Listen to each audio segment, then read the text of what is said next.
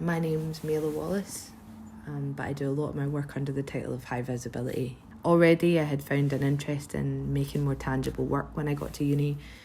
Things being on hard drives and on screens were meaningless to me. So coming to art school, it was like, here's what everybody's doing, here's how everybody's filling a space.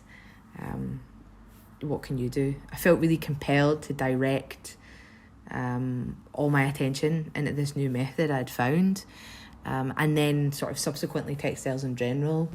The process itself was hyper meditative, and that began to feed the more creative components when considering design of the rug, scale of the rug. I wrote my dissertation on a gendered analysis of traditional rug making, where I explored the feminine and the working class connotations, which sort of tie deeply into my family roots. But I also gained a strong understanding of the history of the tools and the techniques. I quickly realised that for me, handmaking was crucial in the process, and crucial to pushing the boundaries of the time and skill.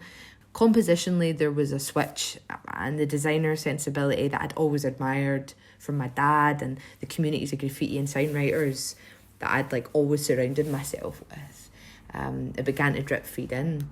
It sort of unlocked a part of me that felt, well, maybe there's a way I can approach it in this medium. Something about it being with wool made me feel like it was accessible to me. Work I had refrained from exploring due to not feeling it came naturally, all of a sudden began to appear when making these rugs. The things that had captured my attention through artists that I've loved and grown up with started to really sort of come through. Particularly my love of lettering began to dominate the work.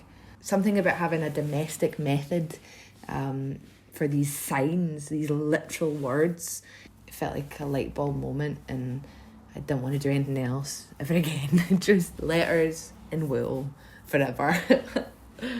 For the degree show, I used a different hand tool. So the process itself, although I'd researched it extensively, I hadn't put it into action before. So by having the canvas stretched and framed, you all of a sudden have a painterly approach. I felt like something about it being in the studio opposed to me being busy at home working on stuff. I think it made me feel more legit. It made my practice feel a bit more legit. First I thought I was just going to look at colour. I had got a lot of wool and I'd sitting looking at colour matches, and then 4-1 just came into my head. 4-1 was the house number that I grew up in. The piece went from it being maybe just a wee 4-1 in a corner to being the whole thing, and then replicated, mirroring. I loved how that looked, and I felt it was strong as it was. I'd been doing a lot of research into my family tree, and we have a very socialist background, kind of compelled to bring some of that energy in.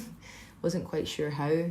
First I thought it could just be translated through my type of text, doing a lot of research into typefaces and different fonts, but then looking at the 4-1 every day and working on it, I thought about all for one and having the 4-1 mirrored again, one for all.